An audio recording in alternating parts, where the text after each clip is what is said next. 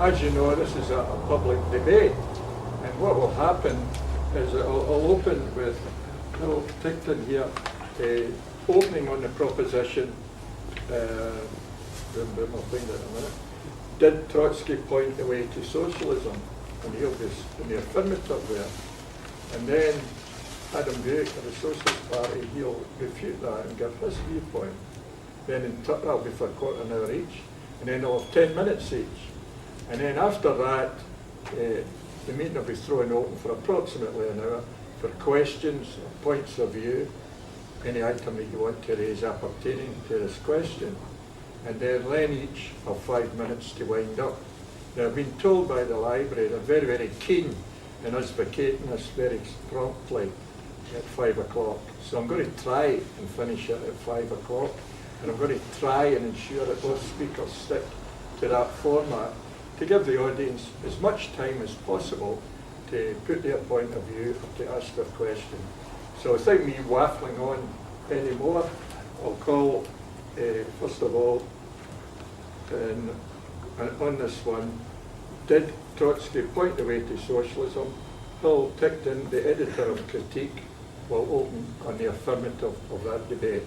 It's now just 3 o'clock, and he will speak to 1:15, and then Adam will reply for quarter an hour.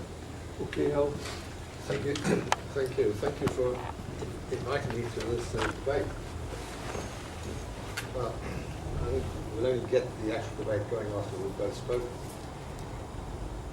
I do agree that Trotsky did point the way towards socialism. That I would say is a bit mild. Could you speak up, please? Okay.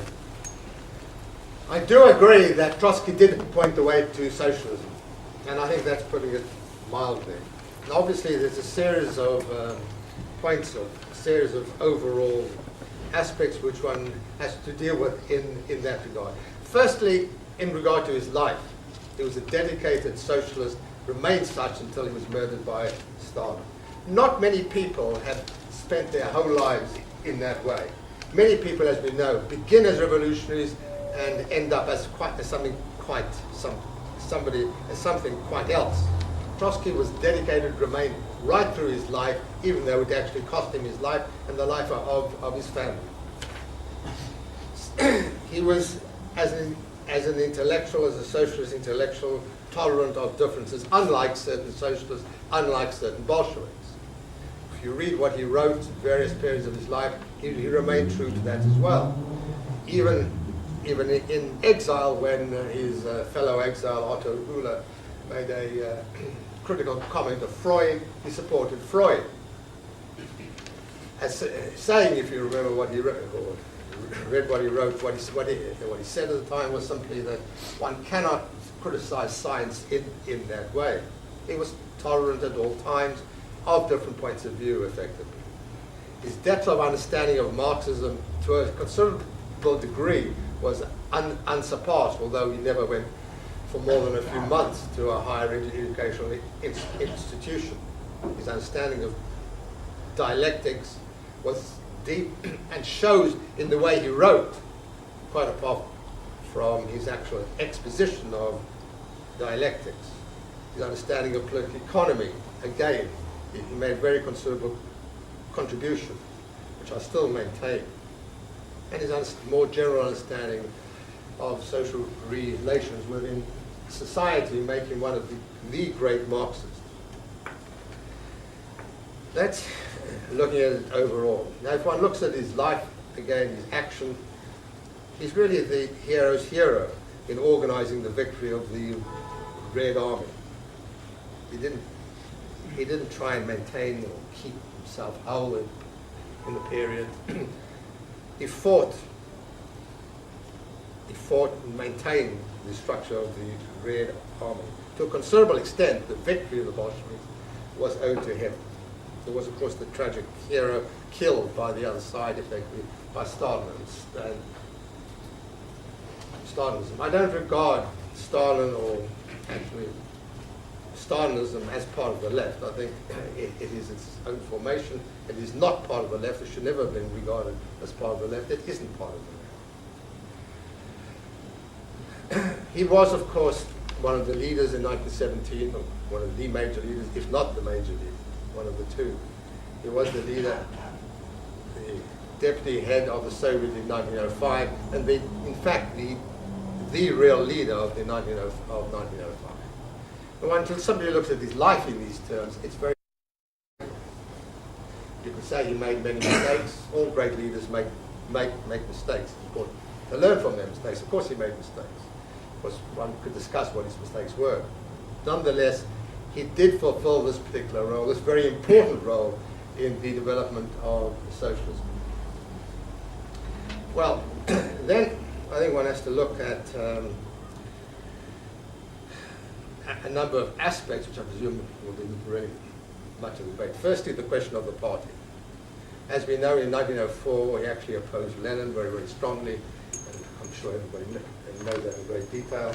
The question, which I presume in part will be part of the debate, is exactly what attitude he took to the party. Well, I don't think that's very clear. In 1904, he took a very critical attitude towards Lenin's conception of the party, for being undemocratic, for demanding factory discipline over the members of the party. He explicitly and in detail opposed it. He remained outside the Bolshevik Party until July 1917, of course, and then joined it. Afterwards, Lenin said there was no better Bolshevik. However, the Bolsheviks never trusted him, as again was made very clear later. It's also very clear if you read his writings, particularly his last unfinished book on Stalin, that in fact he never really abandoned his suspicion of the Bolshevik Party. He remained all throughout critical of it, but he didn't actually expound that in the period from 1917 to 24 or 5. And in fact, he made various statements which appeared to be contrary to that. And it is very clear again, particularly if you read in Russian, that because of the overall political atmosphere of the time and later, he avoided being critical of Lenin. That doesn't mean to say that he wasn't critical of Lenin. I've written this, but when I spoke to one of Trotsky's major secretaries, Van Heyenroth, and I asked him more or less this question.